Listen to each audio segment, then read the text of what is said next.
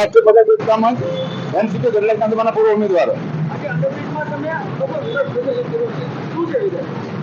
હવે વિરોધ પસંદ કરવાનું કારણ એ છે કે વિકાસના નામે ઠેઠ દિલ્હી સુધી બનેલી સરકાર અમે તો આ જોયું છે કે ભાઈ ભય ભૂખના ભ્રષ્ટાચાર સિવાય ભાજપમાં કાંઈ છે નહીં. હવે આ કહેવાતો અંડરબ્રિજ 1 મહિના પહેલા વરસાદ જતો રહ્યો છે છતાંય અહીંયા પાણી ભર્યું છે અને કલાક પહેલા એક બાઇક અને રિક્ષાવાળાનું એક્સિડન્ટ થયું છે.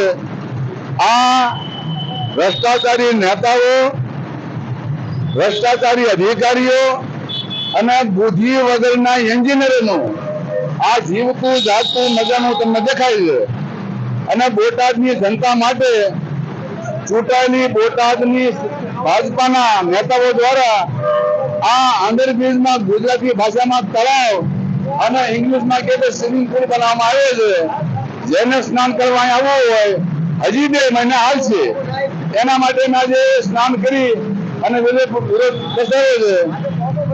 મુદ્દા નંબર 2 કે ભાઈ ધારાસભ્ય તરીકે આમ આદમી પાર્ટીના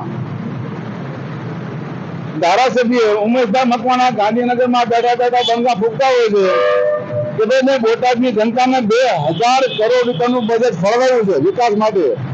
તો ભાઈ 200 કરોડ રૂપિયા ખાલી અહીં આપો ને તો અંડરબ્રિજના બદલે ઓવરબ્રિજ થાય અને લોકોના ખોટા જીવ ન ગુમાય. એના માટે આજે મેં અહીંયા વેપન કચેરી હતું. સાહેબ આજે રહ્યો ને અંડરબ્રિજ એ સ્ટેટ લેવલનો છે. જુનાગઢ પોરબંદર સુધી આ રસ્તો જાય છે. તો અહીંયા તમામ આલા અધિકારી આવતા હોય છે. પણ અમારે એવું માનવું છે કે સરકાર જ ભાજપની છે એટલે જેટલા અધિકારીઓ છે એ બધા સરેન્ડર કરી ભાજપમાં દોડી ગયા છે. કોઈ બોલી શકતા નથી. લોકોને મેં કીધું એટલી 1 કલાકની પહેલા રિક્ષા અને ટુ વ્હીલર એક્સિડન્ટ થયું છે. એમાં કેટલા હાથ પગ ભાંગ્યા છે અમે નજરે જોઈ રહ્યા છીએ.